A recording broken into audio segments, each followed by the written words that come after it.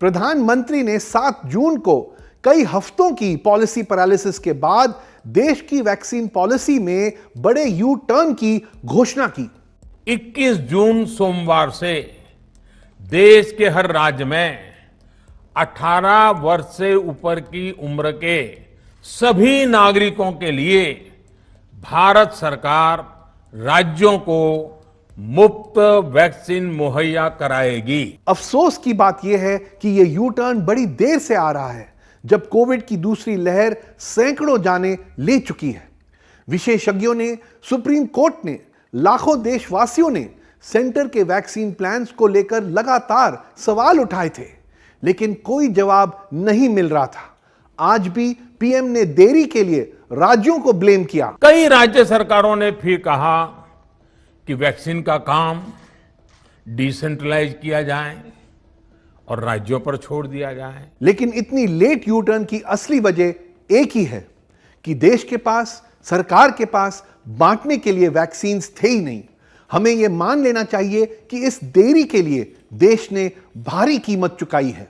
इसे बेहतर समझने के लिए इन 3 हेडलाइंस को सुनिए। पहली, गृह मंत्री अमित शाह का कहना है कि हमने बहुत कम समय में कोविड की दूसरी लहर को नियंत्रित कर लिया।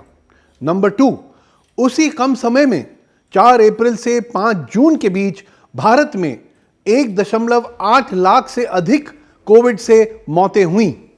हेडलाइन नंबर 3, मोदी सरकार वैक्सीन कंपनी बायोलॉजिकल ई को वैक्सीन के 30 करोड़ डोज बुक कराने के लिए उन्हें 1500 करोड़ रुपए एडवांस में दे रही है, उस वैक्सीन के लिए जो वो अभी डेवलप कर रहे हैं। भारत में आधे से ज्यादा कोविड की मौतें पिछले 2 महीनों में हुई हैं, लेकिन गृह मंत्री इससे एक सफलता की कहानी बताते हैं। ऑक्सीजन के लिए वो हताश SOS मैसेजेस, एम्बुलेंस के लिए बेताबी से खोज, अस्पतालों के बाहर बेड के लिए इंतजार, जबकि रिश्तेदार गाड़ियों में लेते दम तोड़ रहे थे।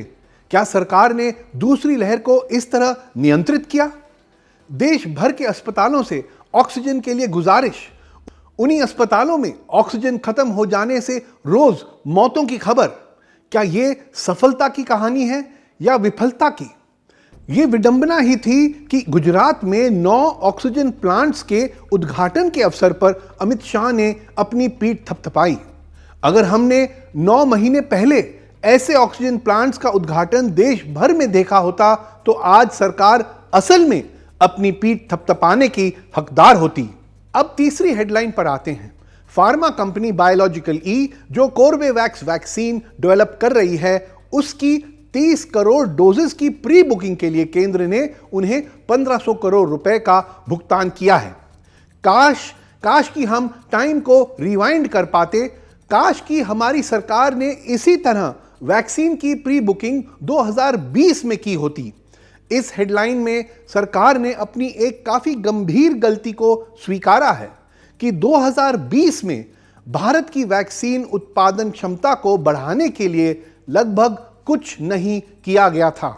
वहां अमेरिकी सरकार ने पिछले साल ही कई फार्मा कंपनियों को $6 बिलियन अमेरिकी डॉलर का एडवांस दिया, जिससे 2 चीजें हासिल हुई।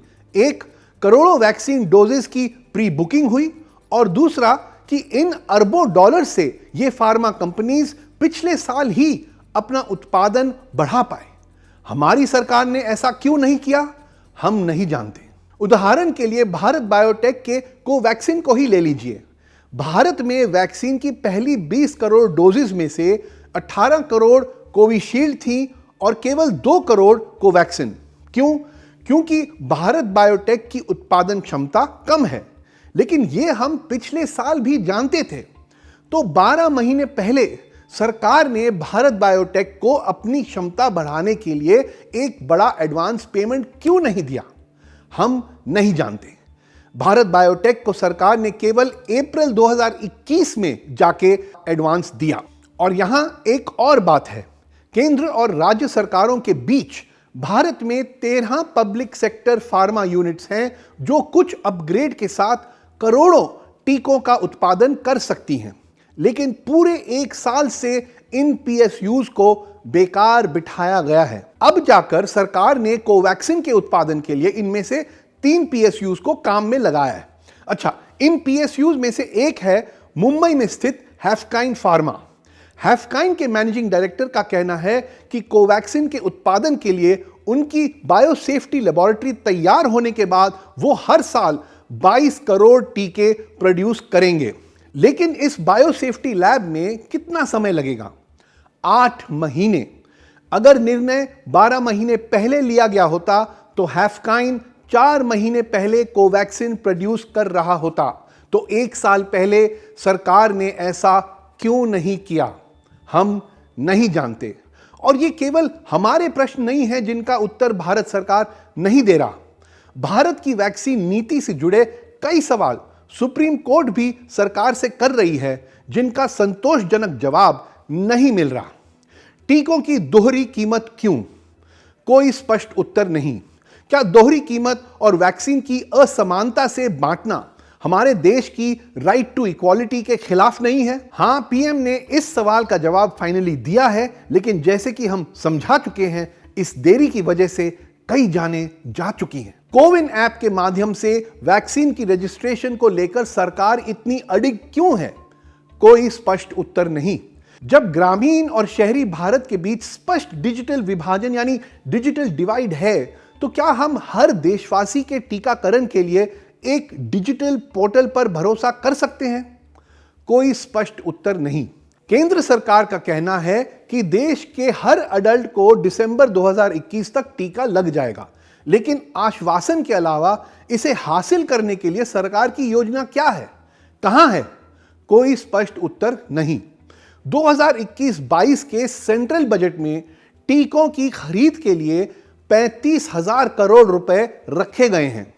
यह पैसा अब तक कैसे खर्च किया गया है और इसमें से कुछ पैसा 18 से 44 साल की उम्र के लोगों के वैक्सीनेशन के लिए क्यों नहीं रखा जा सकता? एक बार फिर कोई स्पष्ट उत्तर नहीं। और इससे पहले कि कोई मंत्री फिर से कहे लेकिन हेल्थ राज्यों का विषय है, प्लीज समझ लीजिए कि 31 मई को सुप्रीम कोर्ट ने इस मुद्दे पर स्पष्ट रूप से कहा कि महामारी का प्रबंधन यानी पैंडेमिक की मैनेजमेंट, कोविड-19 को नियंत्रित करना, भारत की टीकाकरण नीति और वैक्सीन की कीमत, ये सब केंद्र सरकार की जिम्मेदारी है। तो प्रिय केंद्र सरकार महोदय, ये जो इंडिया है ना, ये सिर्फ सवाल पूछने से अब थक रहा है। हमें अब जवाब चाहिए। Our COVID ground reports cost us about 7.5 lakh every month. You can help our reporting from the ground. Go to thequint.com, click support the Quint tab, choose a plan and pay.